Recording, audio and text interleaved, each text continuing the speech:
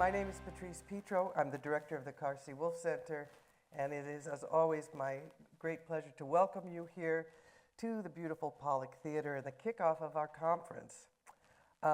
This, as I said, this marks the official start of our annual conference, this year devoted to the theme of anonymous labor in film and media studies.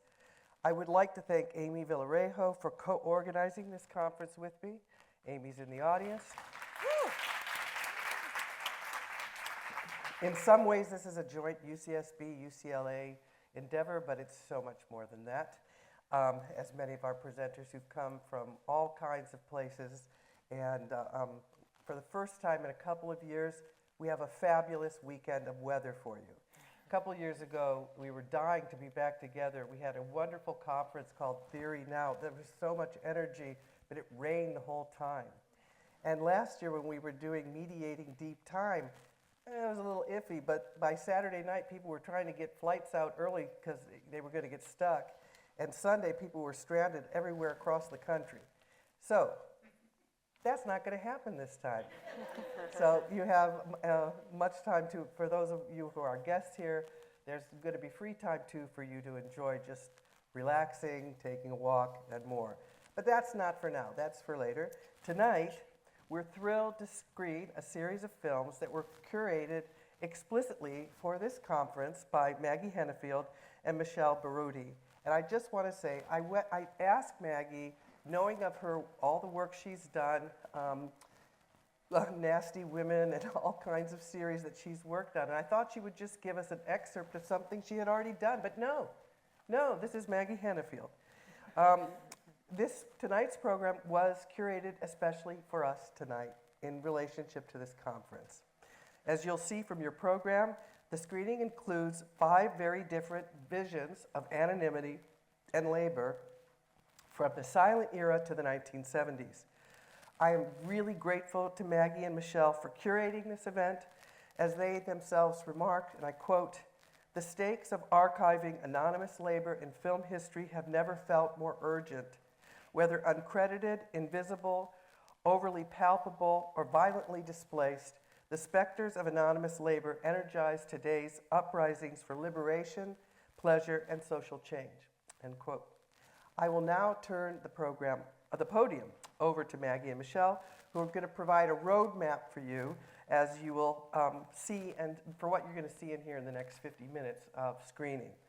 After we watch the film, Michelle and Maggie and I will join me back on stage for a moderated discussion of tonight's screening and the larger project of curation in expanding and refining our understanding of film history. And following our conversation, we're going to have a lovely reception out in the Pollock lobby, so please stick around and join us for that. Okay, so on to Maggie Hennefeld and Michelle Baroody.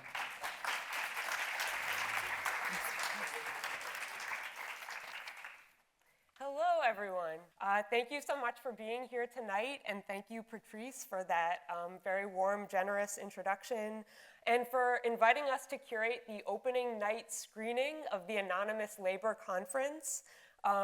Michelle and I were extremely excited to receive this invitation last summer. We might have had a little too much fun brainstorming various options for the program. I think we initially had over 4 hours of films on our shortlist. But basically, Patrice and Amy told us that the program should be no more than 40 or 50 minutes long. It's not actually 4 hours.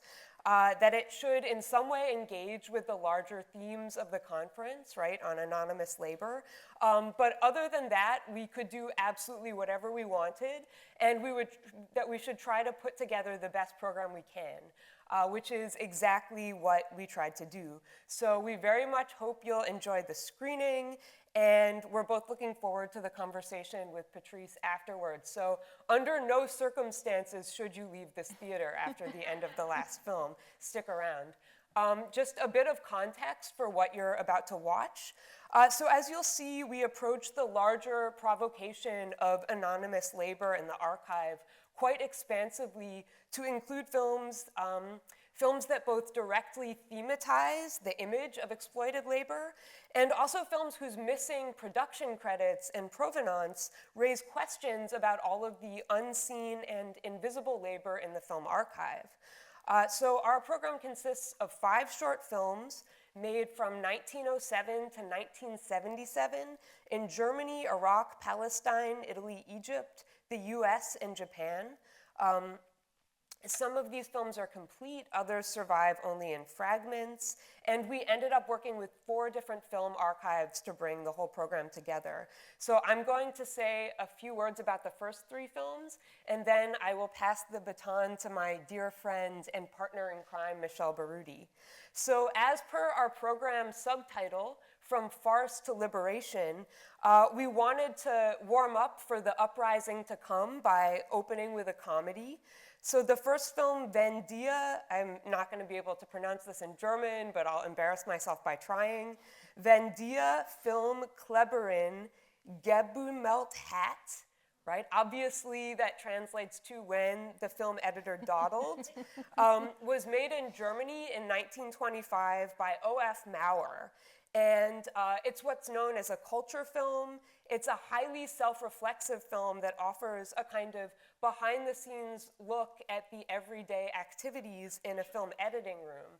So it stars the actress Alice Kempen as Fräulein Schroeder, who is a daydreaming film editor, or dawdling film editor as per the title, who accidentally mixes up prestige review footage with assorted newsreels when trying to cut a feature premiere on an impossibly tight deadline, while herself somewhat hungover from a raucous night out on the town the night before.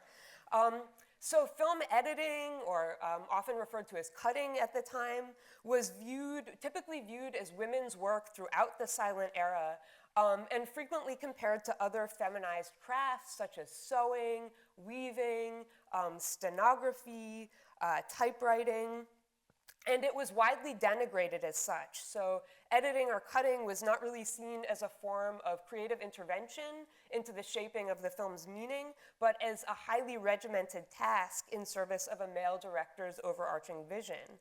So on the one hand, as you'll see, this film makes the uncredited labor of the dawdling editor palpably visible, right? The visibility of her labor sort of becomes the punchline or the butt of the joke of the comedy. On the other hand, once her hidden labor becomes visible, absolutely all hell breaks loose, right? So I think we can sort of embrace that visibility as a form of resistance in precisely that spirit, right? Because the golden rule of continuity editing in cinema, which we often call invisible editing, is that you're not supposed to notice the cut, right? The whole point is to hide the cut, to conceal the discontinuity between images so as not to disrupt the spectator's seamless absorption into the work of the narrative.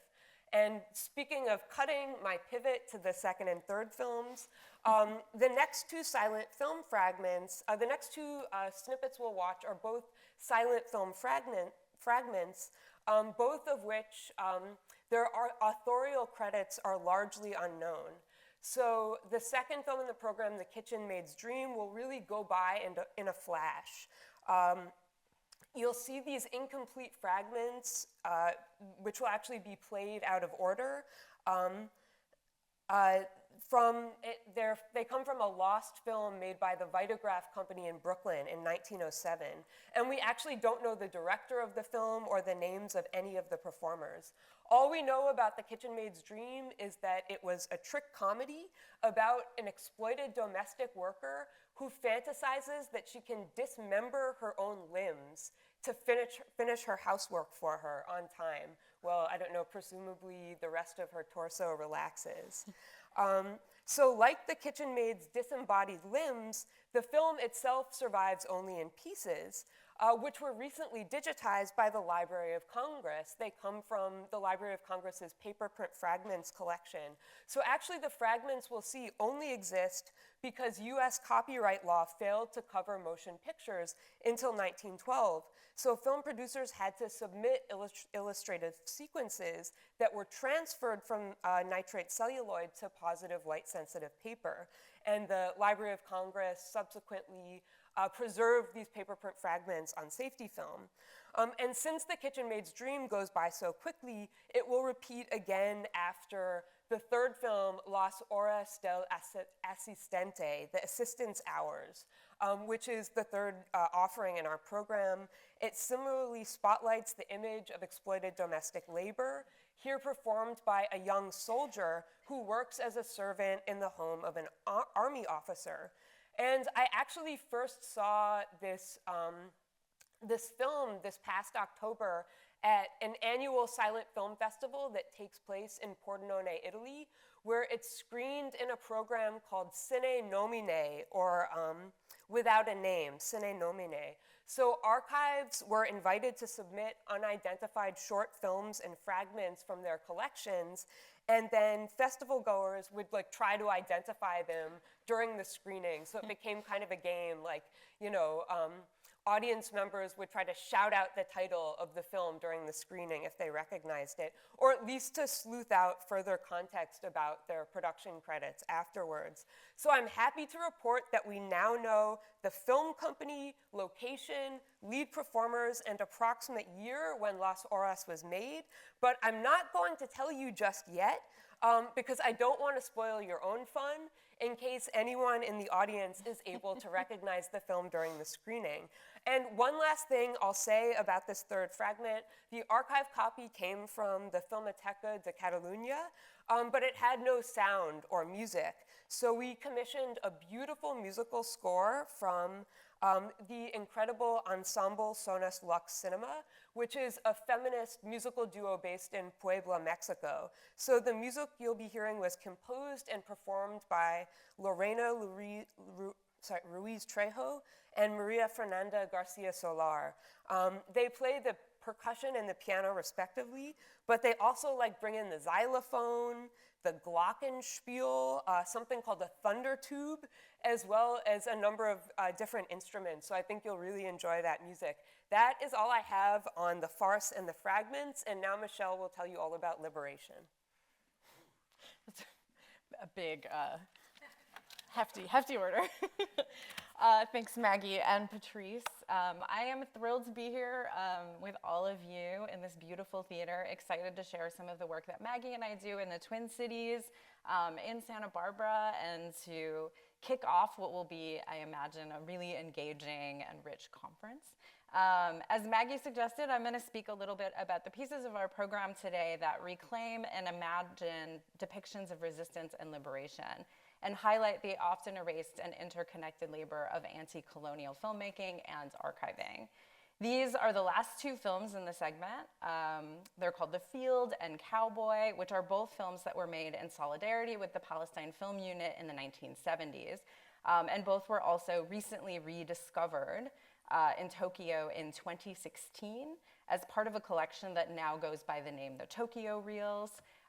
This cache of 20 16mm films comprises works made by journalists and filmmakers from Japan, from Palestine, other Arab countries, and from across the international community, also European filmmakers. While many of the films in this collection were made and produced by the Palestine Liberation Organization, or the PLO, their film unit, which will become the Filminstitut.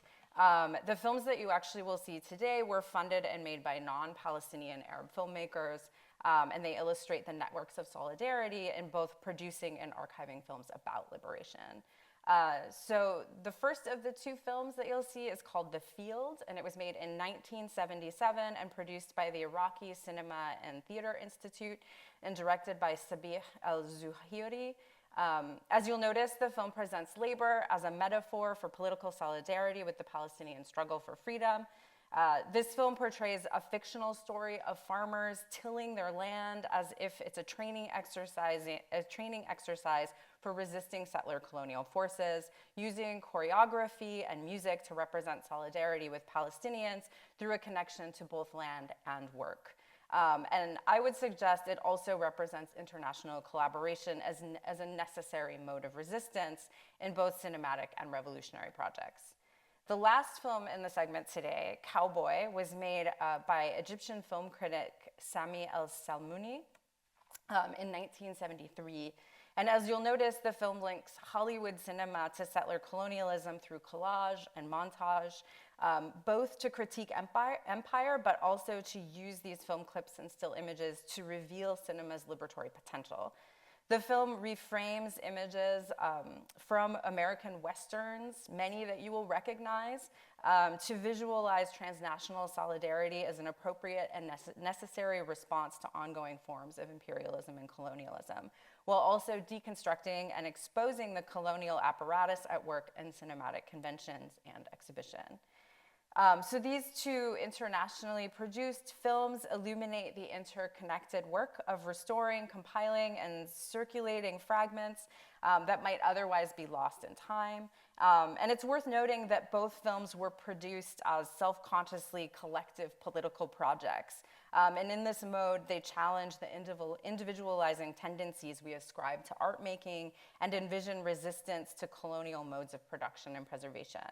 The Fields and Cowboy and the Tokyo Reels more generally also explore anonymity in a different way as a necessary and strategic tactic in archival work, insisting on preservation practices that attend to an archive always on the brink of erasure, while also safeguarding the individual members of resistance movements.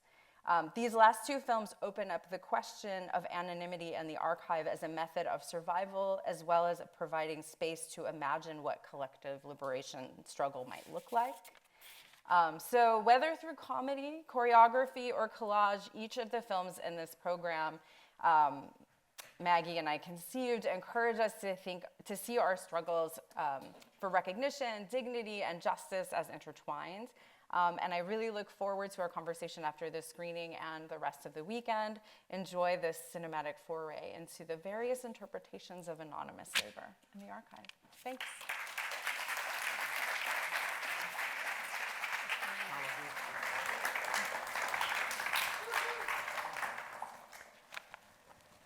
Well, good evening, everyone. It's Patrice Petro here. I'm here with Maggie Hennefeld and Michelle Baroody, who curated tonight's program. So to begin, I just have a basic question, which is, so what was your process for putting this together? Tell us about your own key interests and research areas. I mean, it's two of you and how you come to this. And finally, why did you decide to do this and to include a range of cinema rather than like staying with the 20s or something? Mm-hmm. Yeah, that's a great question. I think this program really reflects our sort of larger process of collaboration. I mean, personally, I work on silent cinema, slapstick comedy, and gender, and Michelle works largely on Arab cinema and political cinema. So I don't know, how many people in the audience can guess who chose which films in the program? Yeah, so I'm really interested in slapstick comedies from the early silent era, a lot of which directly represent images of exploited workers who rise up, like rebellious kitchen maids who break all of the dishes in the kitchen, and that's the entire film, or nursemaids who wage a general strike and then beat up the police force. So I really wanted my portion of the screening to speak to that. Also because a lot of these early comedies, like they were wildly popular and were made for working class audiences.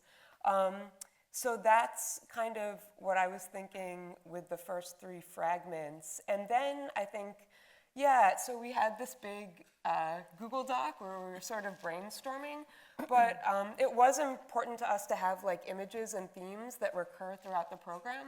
So I don't know, one sort of resonance that I think really struck both of us when we were kind of reviewing the program as a whole, obviously the disastrous film within the film of when a film cutter dawdles is a total masterpiece, but it's also really problematic, right? These juxtapositions of like colonialist ethnography, you know, of like a black woman nursing her baby juxtaposed to, I don't know, like an image of like Lily White, Lil Dagover, you know, at the breakfast table. And it's really interesting how Cowboy seizes on that disjunctive editing politically, right, to dismantle all of these kind of racist tropes of settler colonialism.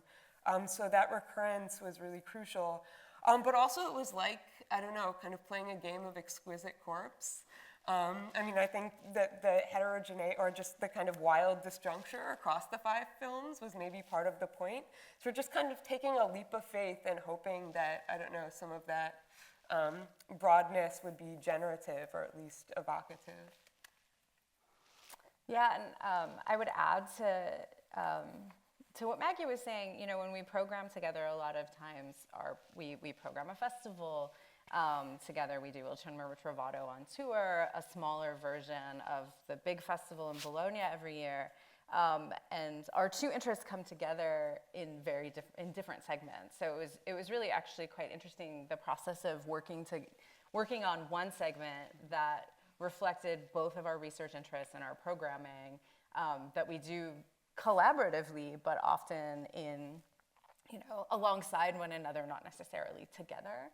And I agree that, I mean, the book ending with A Film Cutter Dawdles and Cowboy really sort of pull the program together and point to some of, I think, the things that highlight what Maggie, the ways that our work complement one another, because as Maggie's sort of looking at exploitative labor in feminist silent cinema, a lot of the anti-colonial resistance cinema, especially films that were political cinema made in the 60s, 70s, and 80s, is providing a counter to that. In Cowboy, you see the ways that like exploitative labor becomes the cause, the impulse to all of the violence. But it also, you see in the field a kind of counter to a kind of labor that isn't exploitative, but it is actually giving these workers agency, allowing them to, you know, rebuild their land each time it gets destroyed. And it's a very different representation of thinking about what labor can be. And so I feel like this program for us really, I think that was one of the ways in which we were thinking expansively about how do the archives that we engage with the most actually reflect on the questions of anonymous labor and like expose exploitation, but also a counter to that. Well, before we turn to the conference theme, which I want to ask you about, I want you to tell us more about your local work in Minneapolis. You just mentioned, Michelle, that the film festival, Il Cinema Ritrovato on tour, which you've just completed last week, right? Presenting rare, restored, and recovered archival cinema. So how does this program tonight build on the work that you've been doing locally? Yeah, that is a great question. So we just wrapped up our 3rd annual festival, last weekend? It was like 4 days ago. It was 4 days ago. Just the archives on screen all the time. All the time. So we started this organization called Archives on Screen Twin Cities a few years ago. You can follow us on social media. It's funded mostly by the University of Minnesota, which doesn't have a campus cinema, and we don't have celluloid projection on campus. And that's one of the long-term goals of our organization, to really establish like a film and media center and hub on campus. But we end up working mostly with off-campus venues. Like we do a quarterly series at the local rep cinema, in addition to our annual festival, Il Cinema Ritrovato on tour. So who is aware of Il Cinema Ritrovato? Yeah, you guys know about Il Cinema Ritrovato. I mean, it's this massive annual archival film festival that takes place every summer in Bologna, Italy. So we have a deep sense of perversity by curating a satellite program in Minneapolis in February. And at Bologna, and it features new restorations of like long unseen archival cinema made from the early silent era almost up to the present from all over the world. So last summer's Bologna screened like, I don't know, like 450 films over the course of 9 days across like 10 parallel screens. And we had to narrow that down to 9 screenings. And we focused this year on women directors and feminist and anti-colonial cinema. There's a theme. There's always a theme. I just want to say also that we opened on Valentine's Day with a feminist satanic revenge comedy about cannibalism, and it was sold out, and it was like negative -1 billion degrees in Minneapolis, and people like came out to the theater to watch feminist cannibalism. So that's, yeah. That's a What more do hopeful you want? sign. Yeah, I don't know why we didn't show more feminist cannibalism in this play. That's for the future. Anonymous labor of cannibalism. The anonymous labor of cannibalism.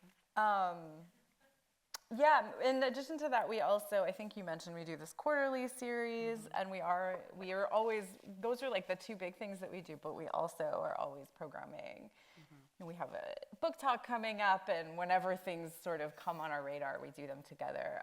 Another thing that we do in the Twin Cities, I am the film programmer for local to the Twin Cities, a St. Paul-based Arab arts organization called MISNA, which maybe some of you have heard of. We do an annual Arab Film Festival, and then we have a quarterly film series that focuses on archival cinema from the Arabic-speaking world, and also we expand that to the whole Swana region, so Southwest Asia and North Africa. And Archives on Screen and MISNA partner a lot on those screenings, and we also partner with a lot of, in addition to local theaters and venues, we try to partner with other folks who are doing archival film programming around the Twin Cities, like local organizations and community groups as much as we possibly can. Very impressive. So let's talk about the screening's relationship to the conference theme, which I know you've thought of a lot about. So the theme of the conference really is to explore notions of labor and anonymity and invisibility. Now, obviously, this isn't so deep, but labor is highlighted in your program in various ways, from the film cutter's labor that has disastrous consequences, the kitchen maids and the assistants' exploited labor, domestic labor in 2 different fragments, and maybe just as a sidebar, you'll tell us why you repeated the breaking dishes. And I actually thought we made a mistake when we were putting the pieces together. And the agrarian labor associated with political resistance in the first 2 of the Tokyo reels. So tell us about what you were thinking about representations of labor in these films and the connection to the problem of invisible labor in the archive itself. Yeah, I mean, I think that was really the goal of the whole program. I mean, speaking of this kind of intersection between the sort of direct representation of exploited labor on screen and the invisibility of all the labor in the film archive, I don't know, make that anonymous labor in the history of cinema more visible through these films that not only depict exploited labor, but often do so quite ambivalently, like most palpably in the case of When a Film Cutter Dawdles. And it's really obvious with both of the fragments, right? Which not only are about the sort of daily mundane routines of extremely exploited domestic workers, but we know so little about the films themselves. And I mean, The Kitchen Maid's Dream, which I first saw on a flatbed viewer at the Library of Congress in like 2011 when I was researching my dissertation, that film was probably really labor intensive to make, right? Because it uses frame-by-frame stop-motion animation of live-action bodies and objects and figures, right? Like, we briefly see the maid's disembodied hands washing the dishes, but the film, I think the whole film is like a few hundred feet long, so I think it was quite labor-intensive, and we don't know who did that work. We don't even know the director. And so I mentioned earlier that someone, a friendly festival goer, had sleuthed out some further information about the assistant's hours. So Steve Massa, who is, I don't know, a human encyclopedia about like all of the history of cinema, but especially silent slapstick comedy, he wasn't at the festival, but someone posted images of the assistant's hours on social media, and Steve Massa identified the soldier and the officer were played by brothers. I think Ernesto and Ercole Weiser, who were both contract players for an Italian film company based in Turin called Ambrosio from 1909 to 1913. So just based on like a few frames, we know, like all this more information of the film. What it actually reveals or resolves is another question, but you know, the more you know. But I think just really briefly, that dynamic between like the image of exploited labor on screen and then the sort of like unseen kind of uncredited craft of the film is so interesting and complex and fraught with Vendia. And to give a brief plug, Maggie Hennefeld, who's a film scholar at UW-Madison, wrote a brilliant article on this film that came out in the journal New German Critique a couple of years ago. I highly, highly recommend it. And she really draws attention to, I don't know, the tension between Fraulein Schroeder's creative agency. She actually has quite a lot of power over the final cut, right? Even though it's an utter disaster, you know, there's no like male director breathing down her neck telling her which shots to use, like where to cut and splice the film together. And I think that actually the film within the film is even better than the film itself. But the film is constantly trying to discipline the editor's own sort of like haphazard creative vision, right, with the spectators throwing rotten vegetables at the screen. And Mary points out there's even one scene where the invisible cut of the main film saves the women editors in the editing room when they're like goofing off and doing the crossword puzzle.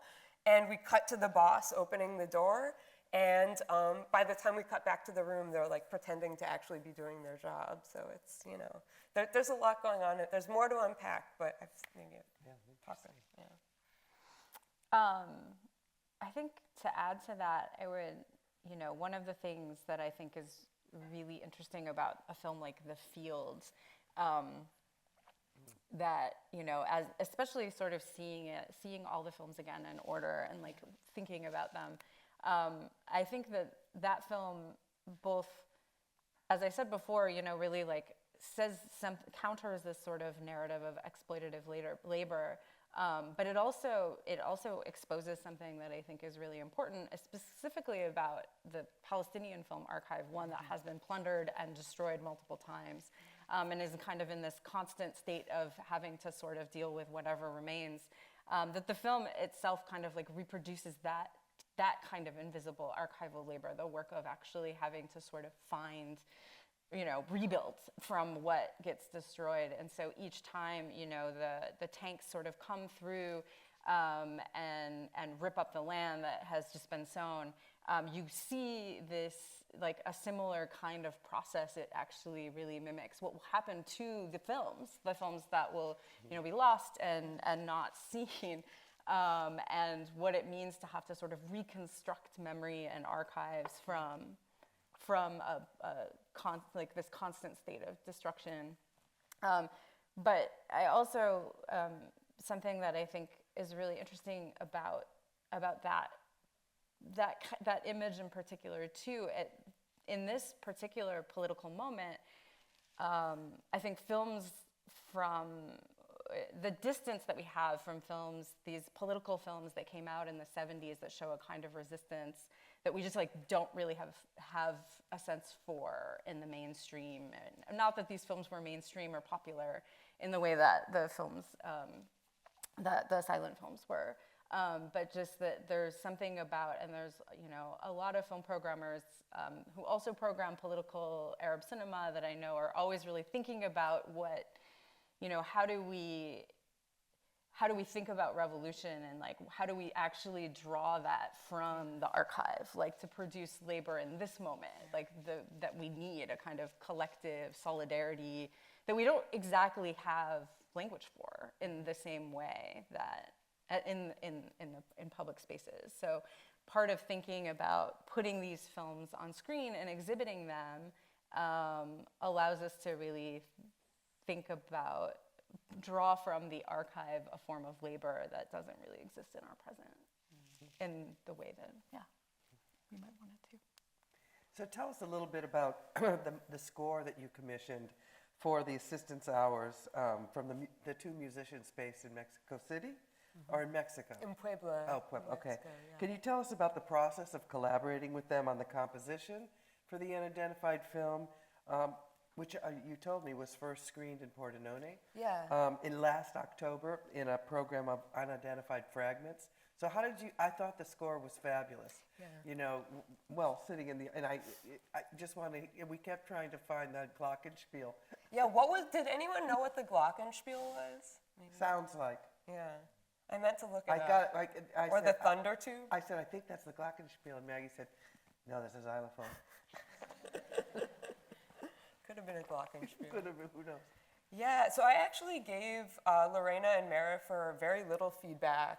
Like, they just knocked it out of the park on the first cut. I'd worked with them before. I first met Lorena at Pordenone. She was a student in the master's class.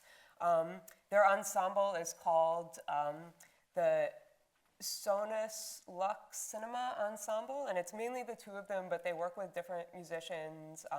Lorena plays the percussions, Marifer plays the piano, and they actually composed a few scores for this DVD Blu-ray set that I co-curated called Cinema's First Nasty Women, which, just to like pivot to the QVC channel, we actually have a threadless shop. This is Leontine, so you can get a notebook or a hoodie or a magnet from our threadless store. Gotta, doing the Lord's work. Works for here. a lot of people. Yeah. But they're brilliant. I just knew they would do a good job, and I loved, like, they bring in really fun sound effects. Like, I think they're also just using found objects for the, like, polishing the boots and the ticking clock and all of the, I feel like their instrumentation really draws out how, like, mind-numbingly tedious the soldier's labor is, but it's also a really fun and engaging score for the audience. So yeah, I just knew they'd do a good job. Yeah, it was great. So turning to the Tokyo reels that were thought to be lost before the collection was rediscovered in Tokyo, and I think you said 2016 or 17? 2016, they were, yeah, okay. Yeah. So, but how does their rediscovery and subsequent circulation and restoration demonstrate what you've been talking about, the invisible labor involved in film archiving and the reliance on global networks and participation? Yeah, so the Tokyo reels are an interesting story. The dates are, so in 2016, this filmmaker, Mohamed Yacoubi, was in Tokyo presenting his documentary, Off-Frame Revolution Until Victory. And there was a Q&A, and afterward, an audience member just came up to him after the film screening and like handed him this list of films. And the titles were in Japanese and in English and in Arabic, and he, figured out relatively quickly, like, this is like an archive. What is this list? Where are these films? And so the films were actually handed over in 2017 to Yacoubi and Reem Shilla, who works with him. They run Subversive Films. And so this collection was they figured out through some research that it was housed in the PLO offices in Japan, and when those offices closed in 1995, I believe, someone just sort of like handed these films over to these two filmmakers and asked them to like safeguard this collection, who had just been holding on to them for all these years. And a lot of the films in the collection were films that archivists had been, like Palestinian film archivists had been looking for, and they knew a lot about but hadn't seen. And some of them were films that like folks like Mohamed didn't know anything about and had never heard of before. And so they're really interesting, I think, especially in terms of the Palestinian Cinema Archive, because it was plundered in the Palestine Film Unit, which became the Palestine Cinema Institute, had an archive in Lebanon that was that was like plundered and destroyed during the Israeli invasion of Lebanon in 1982. And the archive was like quite well constructed, and it wasn't just the films, but Khadija Habashna, who was one of the filmmakers who worked with the Palestine Film Unit, but was also the archivist. She describes it in her book, Nights of Cinema, where she talks all about, it was like all of this material, all the ephemera that you would associate with an archive, equipment, and all of these things that sort of get lost. And so she and all of these other filmmakers start to go on this, like, they start looking for films that have been plundered. They look all over. They go to private collectors. They go to Italy and try to find films that she knew her husband had left there. And, so this cache of films that show up in Tokyo in 2016 was just like the fact that they had 20 16 millimeter positive prints just in this archive that some were not in great shape, but some were in pretty decent shape and could just be digitized and shared. And they had a film festival and started exhibiting them. But I think for us, when we were talking about this program, what is interesting about these films is just that they expose the, anonymous labor in the sort of international network of having to, how do we even get some of these films, and especially in archives that don't necessarily have a place to live or that are always sort of under attack, really rely on the sort of international networks. Yeah, great. So as you know, this conference seeks to catalyze reflection on the following questions, and some you've already addressed at length is, how does one work with and on a silenced archive, the unarticulated in an artwork, a lost or destroyed document? We've kind of touched on this, and as we say in our conference program, the means are often speculative, creative, and experimental, just like your curatorial work, I think, aims to be. But another question for this conference is, who decides whose story is told and why?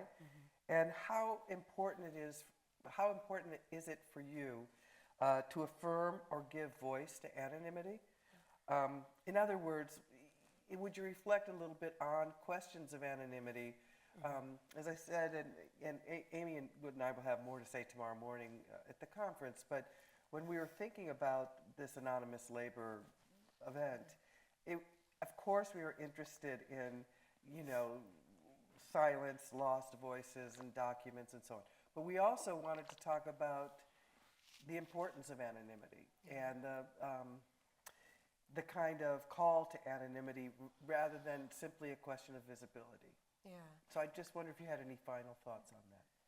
Yeah, that's such a beautiful series of questions, and I'm very excited to, continue to unpack. Yeah, we'll be talking about anonymity all weekend. I think I work on silent cinema, and because there's so much loss and anonymity in the archive, it produces this kind of feverish obsession to know, to find the name, who is that actor, what's the title of the film. It becomes this all-consuming epistemophilia of the factoid or whatever. And I don't know, I think there are limits to that empiricism and, obsessive desire to reveal the name. And just, because I have my Nasty Women notebook at hand, I am completely obsessed with this French comedienne who played a character named Leontine. And she had her own series that was filmed in southern France in the early 1910s. And she's a total miscreant. She electrocutes the police and floods and incinerates her home simultaneously. She strangles her neighbors with pieces of string. But we don't know the name of the actress, the performer who plays Leontine. And if anything, that's only fueled my total obsession and fascination with the character. And at this point, I don't think I even want to know who Leontine is. But one really interesting and important set of conversations that I think are happening in the field right now, in feminist studies in particular, there's been this turn towards speculative historiographies of the archive, because it's obviously really overdetermined whose story gets told, right? Because some are prioritized for preservation and, film history writing and curation over others. So I actually wrote a chapter about Leontine in this edited volume called Incomplete, the feminist possibilities of the unfinished film. that was co-edited by Alex Beeston and Stefan Solomon. And I highly recommend it, right? And it's not just about lost films or even incomplete films, but also unmade, unrealized, and counterfactual films. So I think there really is a kind of vital connection between that speculative turn in historiography and the larger conference themes of anonymity and labor. Yeah, I was a reader for that volume. Were you? Yeah, that's why I'm certain that some of the ideas were percolating in my thinking about this conference. Yeah, I think also, thinking about critical fabulation and speculation and speculative archives, so many thinkers and filmmakers who work with Palestinian film archives, like Azza Al-Hassan. If you've never seen her film, Kings and Extras, find it and watch it. It's great. She's a scholar and also a filmmaker who made this incredible film that is searching for these archives and sort of like finding them buried in the ground and like finding people's private collections. But her recent book that just came out, and also in her film, she's always sort of talking about this idea of speculative archives that when there is not when there isn't like actual archival material to work with, one needs to work with what they have, and she calls them the sort of visual remains, and also kind of has this sort of this refrain about the archive that's always like at risk of being plundered. But she also turns to and a lot of Palestinian filmmakers also kind of turn to sort of collective memory and embodied archives. So part of her project is this Void project, which you can read about online, and she talks about it in her book as well, where she sort of reached out to folks who could anonymously share their stories or not. And so it allows her to sort of build from collective memory and actually like build a website and use these technologies to like form collective memory. And she so her work, I think, is really interesting in terms of this. But I also think one of the things that she and other folks talk about is just like this question of anonymity as a necessity, that that sharing these kinds of films, like the kind of ethics around it, and like making sure that people are kept safe who made the films, or that there are lots of ways that like it's necessary to keep people anonymous. And so the ways that also was something that Maggie and I were thinking about a lot when we put this program together. Great, yeah. So I think it's time to open things up to the audience. Hello. Hello. Great. Happy to be here. Thanks for coming out here. I was just going to say, what was that French comedy you were talking about from the... Leontine? She put a character named Leontine. And we include all of her films in the DVD Blu-ray set, Cinema's First Nasty Women. There were 24 episodes made from 1910 to 1912. A little over half survive, and they're really, like when I filled out the BFI Sight and Sound poll of the greatest film, I got to pick the 10 greatest films of all time, and 6 out of 10 of my picks were from the Leontine series. Thanks so much for this series. I was wondering about the last film, Cowboy. It seemed that maybe there were credits for some camera crew or something like that. Was there new footage shot for that film? Because it looked to me mostly like, archived footage of other films or promotional materials. I don't know the answer to that question. They sort of track into the clip. Yeah, and I feel like the filmmaking process does, like the editing and the way that it moves between shots, like that must be the camera crew that was working on the film. Yeah, I was just either I didn't hear it properly or I forgot because I'm tired. But I just wanted to know more about that last film because it's so fascinating. I can think of all sorts of influences coming together in that film, and so I'm just really curious about more meaty stuff about that, whatever you know.